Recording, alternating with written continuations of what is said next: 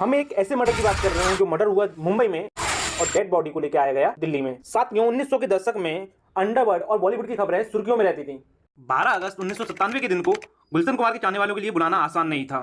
इस दिन अंडरवर्ल्ड की एक के बाद एक 16 गोलियों ने गुलशन कुमार को छल्ली कर दिया था, जिसके कारण गुलशन कुमार हमारे बीच नहीं रहे। ये कीमत गुलशन कुमार को अंडरवर्ल्ड की शर्तों को न मानने के कारण चुकानी पड़ी थी। अगर अंडरवर्ल्ड की बात आती है तो दाऊद इब्राहिम का नाम नजरों में आता है, तो फिर अनीस इब्राहिम और अब्बू सलीम का नाम कैसे जुड़ गया था, और जानेंगे नदीम सैफी जैसा कलाकार इस मर्डर का बड़ा हिस्सा कैसे बन गया। साथ ही साथ टिप्स म्यूजिक के मालिक रमेश तुर्रानी का नाम कैसे आया। साथियों, आज की इस वीडियो का उद्देश्य ऐसे ही सवालों का जवाब ढूंढना है और गुलशन कुमार के जीवन के सभी प्रमुख घटनाओं पर प्रकाश डालेंगे। यह भी जानेंगे गुलशन कुमार ने गरीबी से उठकर इतनी ऊंचाइयों को कैसे छुआ था, किन कारणों से गुलशन कुमार की हत्या की गई थी।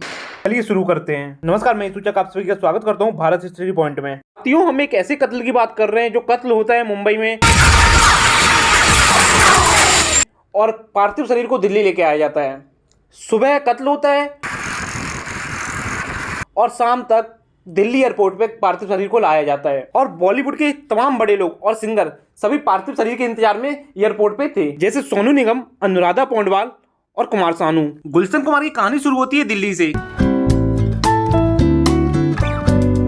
क्योंकि नोएडा में टी सीरीज का दफ्तर और स्टूडियो थे और हैं। नोएडा में पहली बिल्डिंग टी सीरीज की थी और काफी यादें गुलशन कुमार की नोएडा से जुड़ी हैं। गुलशन कुमार की कहानी शुरू होती है सन 1980 से। गुलशन कुमार के पिता की पुरानी दिल्ली के दरियागंज में जूस की दुकान थी। जूस की दुकान पर बचपन में गुलशन कुमार भी बैठते थे। कुछ समय बाद गुलशन कुमार ने कैसेट और टेप बेचने का काम शुरू किया और साथ ही साथ कैसेट और टेप सही करने का काम भी करते थे। कुछ समय बाद गुलशन कुमार को ख्याल आया कि म्यूजिक इंडस्ट्री में जाकर कैसेट बनाई जाए, और कोशिश ये थी कि कम से कम दामों में लोगों तक कैसेट को पहुंचाना। कुछ समय बाद नोएडा में स्टूडियो बनाया और शुरुआत धार्मिक गानों से की थी। छोटे सिंगरों के साथ गाने रिकॉर्ड करके बेचते थे।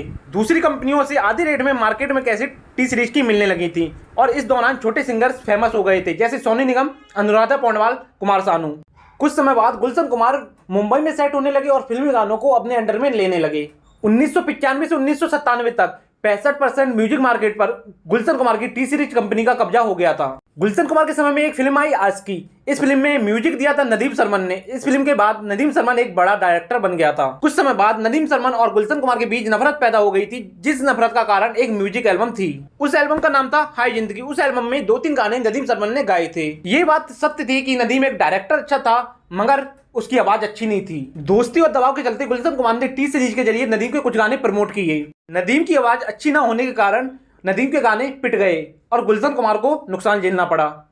और फिर भी हाय जिंदगी के बच्चे गानों को प्रमोट करने के लिए गुलशन कुमार पर दबाव बनाया जा रहा था और गुलशन कुमार ने प्रमोट करने के लिए मना कर दिया था। नदीम को लगा कि गुलशन कुमार उसका करियर बर्बाद करना चाहते हैं, और गुलशन कुमार की खासियत थी कि वे नए लोगों को काम देना पसंद करते थे। उस समय मुंबई में अंडरवर्ल्ड द्वारा फिरौती लेना आम बात थी। फिरौती मतलब किसी से बिना वजह डरा धमकाकर रुपए लेना है। एक दिन गुलशन कुमार के पास अंडरवर्ल्ड का फोन पहुंचा और फोन किया था अब्बू सलीम ने, और 1996 में गुलशन कुमार ने करोड़ों रुपए अंडरवर्ल्ड को फिरौती के तौर पर दिए थे। नदीम और गुलशन कुमार के बीच नफरत होने के कारण, जिस कारण गुलशन कुमार ने नदीम को काम देना बंद कर दिया था और उसके गाने प्रमोट करना बंद कर दिया था। और साथ ही साथ नदीम जिन फिल्मों में गाने देता था और उन फिल्मों के गाने गुलशन कुमार अपने अंडर में नहीं लेते थे, मतलब कि उन फिल्मों के गानों का राइट गुलशन कुमार नहीं लेते थे। ये सारी शिकायतें नदीम ने अब्बू सलीम से कही और बोला गुलशन कुमार को थोड़ा धमकाओ। फिर 10 करोड़ की फिरौती के लिए अब्बू सलीम गुलशन कुमार के पास फोन करता है और बोलता है साथ ही साथ नदीम के गानों को प्रमोट करो और उसके गानों के राइट लो। जबकि गुलशन कुमार सलीम को पहले रुपए दे चुके थे और इस बार फोन आने पर गुलशन कुमार ने रुपए नहीं दिए।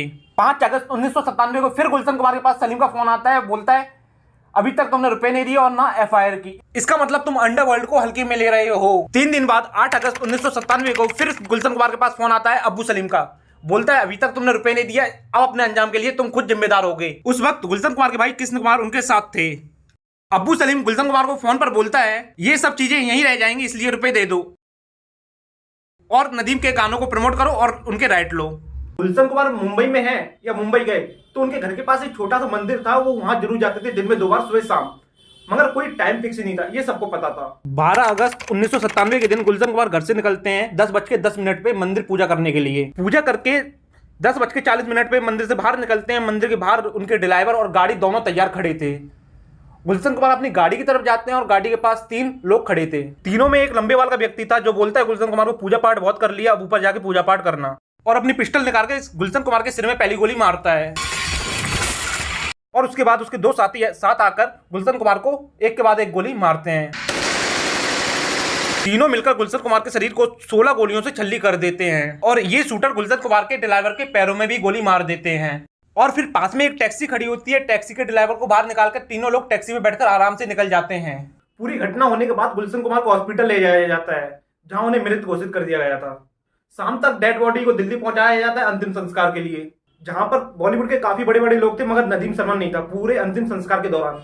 16 अगस्त 1997 को अंडरवर्ल्ड के 2 लोगों को पुलिस पकड़ लेती है। ये दोनों लोग अब्बू सलीम गैंग के थे। सलीम गैंग के दोनों लोगों ने पुलिस पूछताछ में बताया, मई 1997 में दाऊद इब्राहिम के छोटे भाई अनीस इब्राहिम के दुबई ऑफिस में एक बैठक हुई, जिस बैठक में अनीस इब्राहिम, अब्बू सलीम और एक कयूम नाम का गैंगस्टर शामिल था।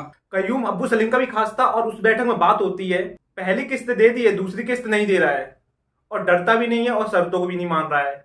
नदीम के गाने प्रमोट भी नहीं कर रहा है और नदीम के फिल्मों के राइट भी नहीं ले रहा है। फिर क्लियर होता है गुलशन कुमार का मर्डर करना है। मर्डर के लिए 3 शूटर किए गए थे। तीनों शूटरों ने मंदिर के बाहर गुलशन कुमार का मर्डर कर दिया था। कुछ समय बाद पुलिस दाऊद मर्चेंट को पकड़ लेती है। दाऊद मर्चेंट वही लंबे बाल वाला व्यक्ति है जिसने पहली गोली गुलशन कुमार के सिर में मारी थी। दाऊद मर्चेंट दाऊद इब्राहिम का खास था और साथ ही साथ अब्बू सलीम का भी खास था, क्योंकि अब्बू सलीम दाऊद इब्राहिम के लिए काम करता था। दाऊद मर्चेंट ने भी पुलिस को वही स्टोरी बताई जो अब्बू सलीम गैंग के पकड़े गए 2 लोग जावेद और रफीक ने बताई थी। दाऊद मर्चेंट की गिरफ्तारी के बाद बाकी के दोनों शूटरों को भी पुलिस पकड़ लेती है। रमेश तुर्रानी रेस 3 के प्रोड्यूसर हैं और मुंबई पुलिस ने रमेश तुर्रानी को गिरफ्तार कर लिया था। तीनों शूटरों को गुलशन कुमार मर्डर के बाद टिप्स म्यूजिक के मालिक रमेश तुर्रानी ने 25 लाख रुपए दिए थे। Mumbai police Gulshan Kumar murder case में रमेश तुर्रानी और तीनों शूटरों को लगाकर 19 लोगों को गिरफ्तार करती है। दाऊद मर्चेंट का दूसरा नाम अब्दुल रहूत भी है। 2001 में सेशन कोर्ट ने दाऊद मर्चेंट को उम्र कैद की सजा सुनाई। फांसी इसलिए नहीं सुनाई कि उसने किसी के कहने में मर्डर किया था और बाकी 18 को बरी कर दिया था। जब गुलशन कुमार का मर्डर हुआ था तब नदीम की पत्नी लंदन में थी और उसी महीने नदीम को फिल्म अवार्ड मिलना था हैदराबाद में। वहां भी नदीम नहीं पहुंचता है, वो सब कुछ छोड़ के लंदन चला जाता है अपनी पत्नी के पास। मुंबई पुलिस भरोसा देती है नदीम का सब कुछ यही है, उसका पार्टनर भी यही है, वो जल्दी लौट के आएगा और पूछताछ में मुंबई पुलिस का साथ देगा। 1997 से 2022 हो जाती है और नदीम अभी तक लौट के भारत नहीं आता है और नदीम दुबई में परफ्यूम का बिजनेस करने लगा है। अब्दुल सलीम का नाम चार्जशीट में है मगर उस पर केस नहीं चला। उसकी वजह है जब अब्दुल सलीम को 2005 में पुर्तगाल से लेके आया गया था तब हमारी पुर्तगाल से संधि हुई थी। उसमें गुलशन कुमार मर्डर केस का जिक्र नहीं था। 1993 मर्डर केस के लिए ले आया गया था, इसलिए अब्बू सलीम को गायब दिखाया गया। गुलशन कुमार मर्डर केस में केवल एक व्यक्ति को सजा हुई, दाऊद मर्चेंट को। दाऊद मर्चेंट को उम्र कैद की सजा हुई। 2012 में दाऊद मर्चेंट को पैरोल मिला और पैरोल से दाऊद मर्चेंट भाग गया था। बीएसएफ ने फिर उसे बांग्लादेश बॉर्डर से पकड़ा था। गुलशन कुमार केस में मेन लोगों को सजा मिली नहीं, नदीम और अब्बू सलीम को। गुलशन कुमार मर्डर इसलिए भी ज्यादा अफसोस की बात है कि गुलशन कुमार एक धार्मिक व्यक्ति थे। गुलशन कुमार ने म्यूजिक इंडस्ट्री में क्रांति ला दी थी। कैसेटों को इतना सस्ता कर दिया था जिससे कि गरीबों के हाथ में भी कैसेट पहुंच सकें और नए लोगों को गाने का मौका दिया और छोटे सिंगरों को उठाया, जैसे उदित नारायण, सोनू निगम, अनुराधा पौंडवाल, कुमार सानू, सकबीर कुमार, मन्नू अजीज, नदीम श्रवण और कुछ music director. T series Gulshan Kumar की देन है। गुलशन कुमार की सबसे बड़ी खासियत ये थी कि वो नए सिंगर्स और नई आवाज की तलाश करते थे। जब नया सिंगर हिट हो जाता था तो उससे वो किनारा कर लेते थे और फिर नए सिंगर्स की तलाश में चले जाते थे और नई आवाज की तलाश करने लगते थे। ये थी गुलशन कुमार की मर्डर मिस्ट्री। टी सीरीज और सुपर कैसेट आज भी है, जिसे गुलशन कुमार के भाई और गुलशन कुमार के बेटा बेटी चला रहे हैं। साथियों कमेंट्स में जरूर बताइएगा इस केस में सबसे बड़े 2 चेहरे कौन थे और वीडियो को लाइक करिएगा, शेयर करिएगा और सब्सक्राइब जरूर कर लीजिएगा, जिससे कि आने वाली वीडियोज का नोटिफिकेशन आप तक पहुंच सके।